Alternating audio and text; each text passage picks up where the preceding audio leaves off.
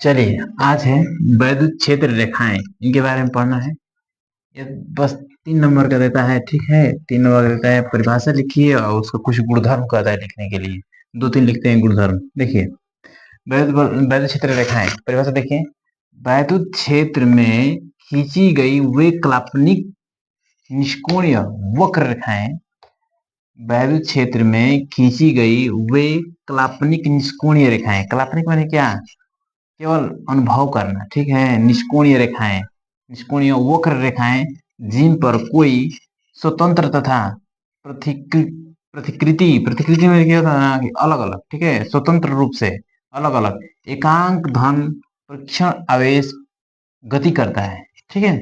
तो देखिए, वैद्युत क्षेत्र में खींची गई वे काल्पनिक निष्कोणीय वक्र रेखाएं जिन पर कोई स्वतंत्र तथा पृथक्कृत एकांक धन परीक्षण आवेश गति करता है, वैद्युत बल रेखाएं कहलाती है। देखिए, आप यहाँ वैद्युत बल रेखा दिया ना, वैद्युत क्षेत्र का संस्कृत मत पड़ेगा, ठीक है।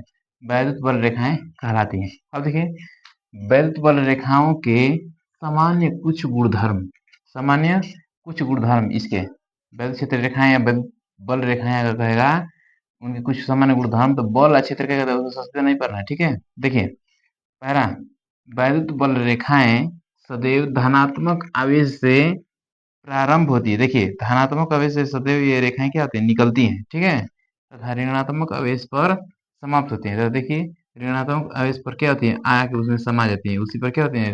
ऋणात्मक में समाप्त होती है, ठीक है।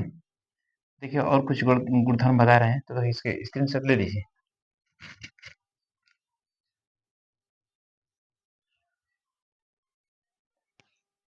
देखिए, फिर दूसरा देखिए, वैद्युत बल रेखाएं धनात्मक से प्रारंभ होकर ऋणात्मक पर समाप्त होती हैं, परंतु ये रेखाएं बंद पास नहीं बनाती हैं, ठीक है। अब तीसरा, दो समान धनात्मक आवेशों के लिए, दो समान धनात्मक आवेश प्लस प्लस वैद्युत बल रेखाएं आवेशों को मिलाने वाली अक्ष के परितः घूर्णन कर सकती हैं, ठीक है। लिखिएगा, 2 ही 3 बस लिखना है। दो पहले लिखते हैं, एक अरे 2 3 लिखने का हो जाएगा।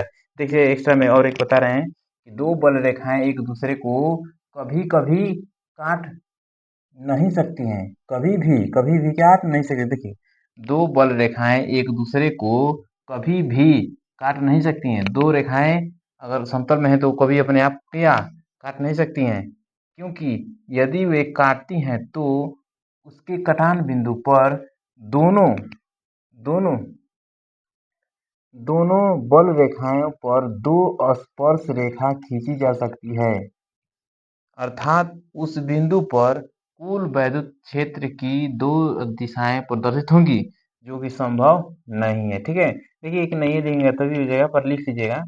पहले एक लिख देते हैं और 2 1 3 3 लिख देंगे तो हो जाएगा। देखिए, पहले पूछता है परिभाषा, फिर कहता है कि उसके 2-3 गुण लिख दीजिए, बस हो गया, ठीक है।